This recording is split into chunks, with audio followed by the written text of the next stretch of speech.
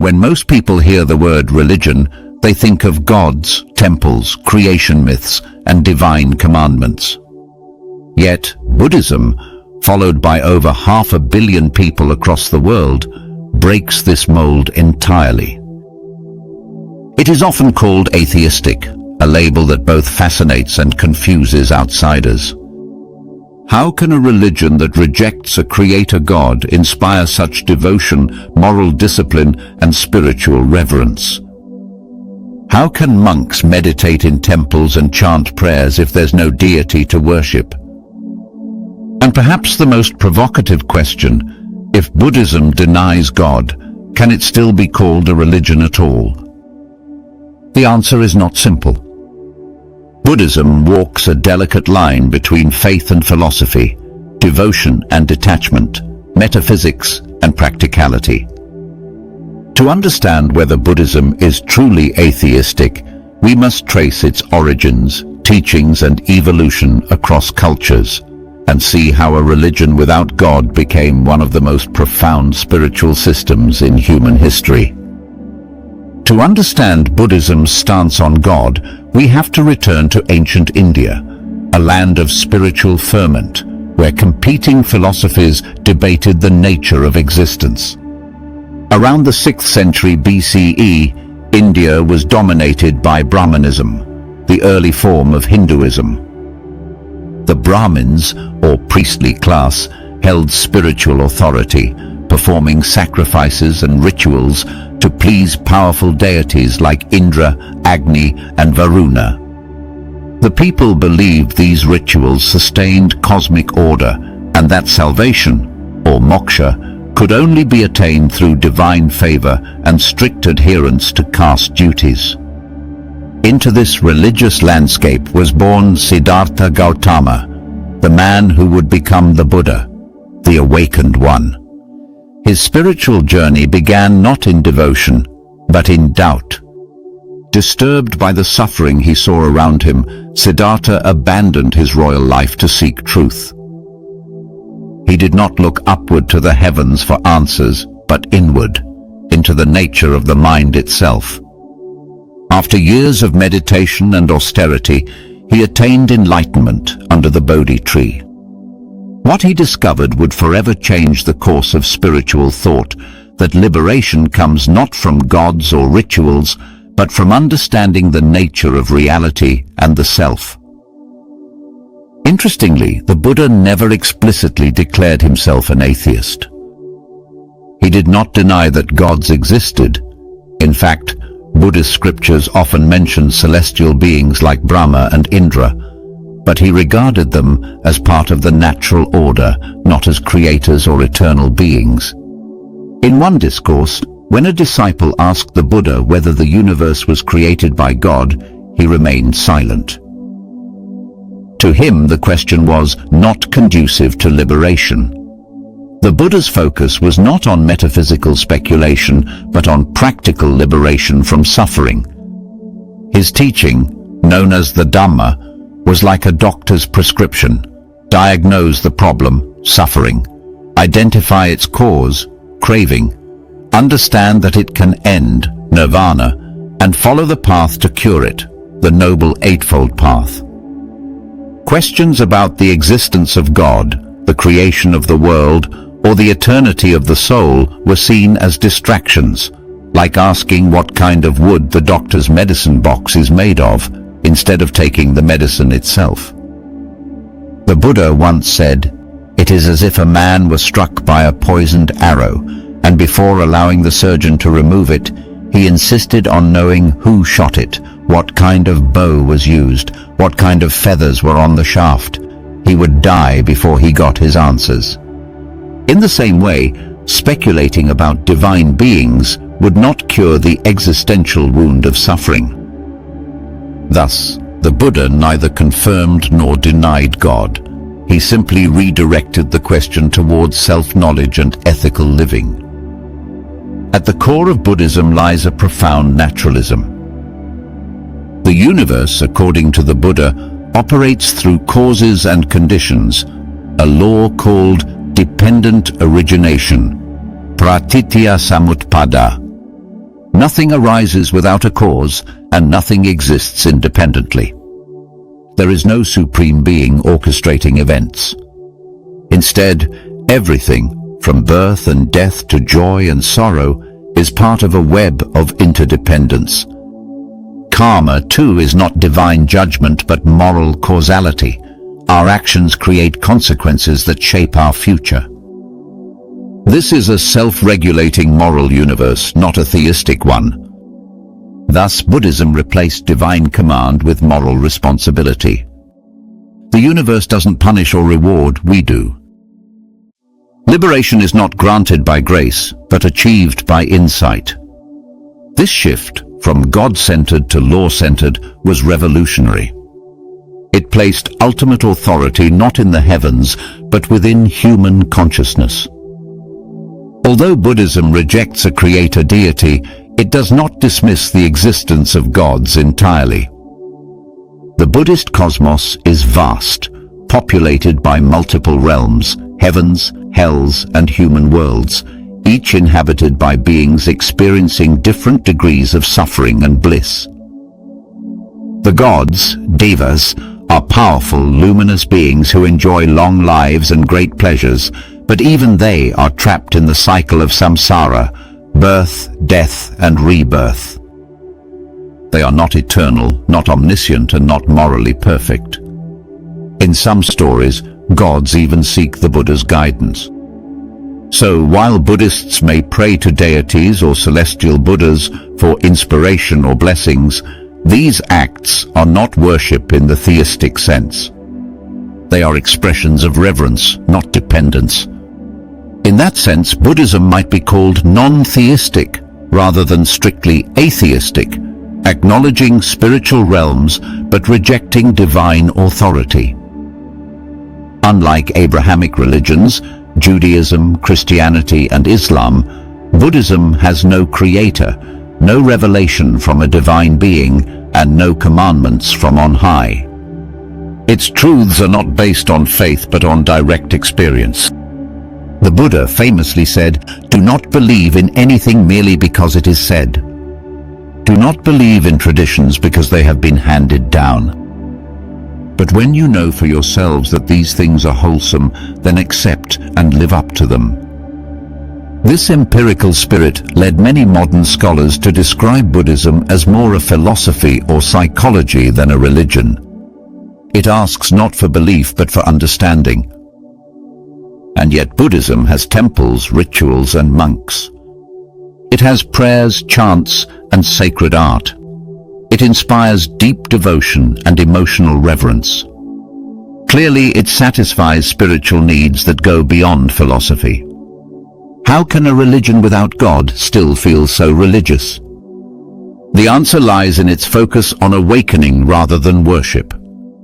Buddhists venerate the Buddha not as a deity, but as an ideal, a symbol of human potential for enlightenment. The image of the Buddha sitting calmly under the Bodhi tree is not a god to be feared, but a model to be emulated. When Buddhism reached Europe in the 19th century, it fascinated scholars and philosophers who were growing skeptical of Christianity's dogmas. They saw in Buddhism a religion of reason, a moral system without the supernatural baggage. German philosopher Arthur Schopenhauer admired Buddhism's realism and its understanding of suffering. Later, thinkers like Nietzsche and Einstein praised its harmony with science. In the modern era, mindfulness, rooted in Buddhist meditation, has become a secular tool for mental health, used in hospitals, schools, and corporations. In this context, Buddhism is often seen as a kind of atheistic spirituality, a moral and psychological system without metaphysical claims. But this Western interpretation, while appealing, only captures part of the picture.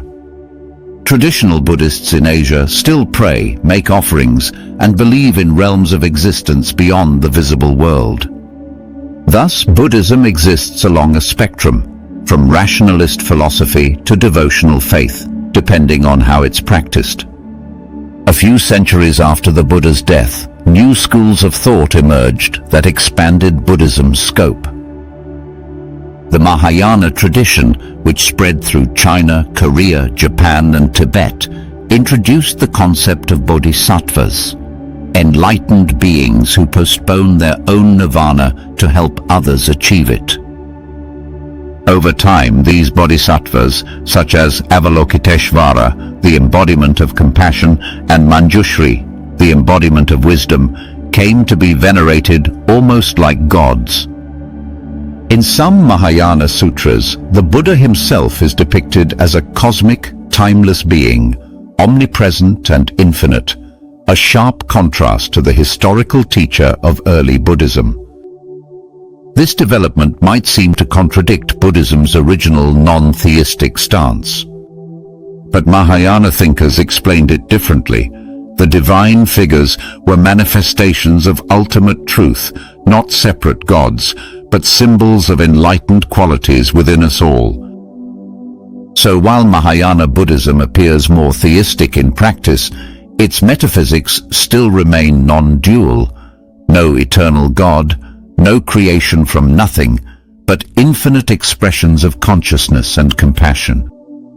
When Buddhism reached Tibet, it merged with local Bon traditions and evolved into a unique blend of philosophy, ritual, and mysticism. Tibetan monasteries are filled with deities, rituals, and prayers that seem strikingly theistic to an outsider. Yet Tibetan lamas, including the Dalai Lama, consistently emphasize that these deities are projections of the mind, symbols used to awaken specific virtues. The fierce guardian deities, for example, represent the energy that protects one's practice from negative emotions. For Tibetan Buddhists, devotion to deities is not belief in external gods, but a method of transformation, a way to engage emotionally and psychologically with the path to enlightenment. Thus, even the most ritual-rich forms of Buddhism retain the Buddha's core insight, that ultimate truth lies within, not in divine authority. In contrast, Theravada Buddhism, prevalent in Sri Lanka, Thailand, and Myanmar, preserves a more austere, non-theistic version of the faith. Its focus remains on meditation, morality, and insight into impermanence. In the Pali Canon, the earliest record of the Buddha's words, there is no mention of a creator God, and the Buddha explicitly discourages speculation about metaphysical entities. The goal of Theravada practice is nirvana, the extinguishing of craving and ignorance, not union with a divine being. In this sense, Theravada Buddhism is perhaps the most genuinely atheistic form of Buddhism. Yet it is not nihilistic. The absence of God does not mean the absence of meaning. Instead of divine purpose, there is ethical causality. Our actions matter because they shape our experience and the world around us. Calling Buddhism atheistic can be misleading. The term atheism in modern usage often implies denial, a rejection of God and the supernatural. But Buddhism is not built on denial, it is built on transcendence. The Buddha did not say, "There is no God." He said, "Do not look for truth outside yourself." In that sense, Buddhism is not about opposing theism, but about bypassing it altogether. Its silence on divine matters is not disbelief but irrelevance, the recognition that awakening does not depend on belief in any being. Some scholars prefer the term non-theistic spirituality, a spiritual path that functions without appealing to a supreme being, yet retains moral depth, compassion, and transcendence. Another reason Buddhism is often labeled atheistic is its compatibility with modern science. Its emphasis on observation, causality, and mental training aligns closely with empirical thinking. The Buddha encouraged critical inquiry and direct experience, what today might be called scientific skepticism. His analysis of the mind through meditation prefigures modern psychology by millennia. In a way, Buddhism presents a scientific spirituality, one that examines suffering and consciousness without dogma.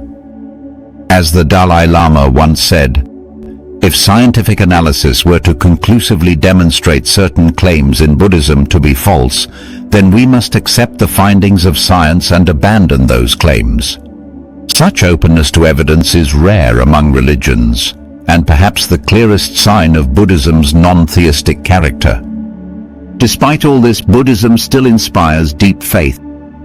Monks chant daily, lay people offer flowers to Buddha statues, and millions bow before relics. If there's no God, what are they worshipping? The answer lies in the human need for devotion, the emotional dimension of spirituality. Buddhism recognizes that the heart too must be trained.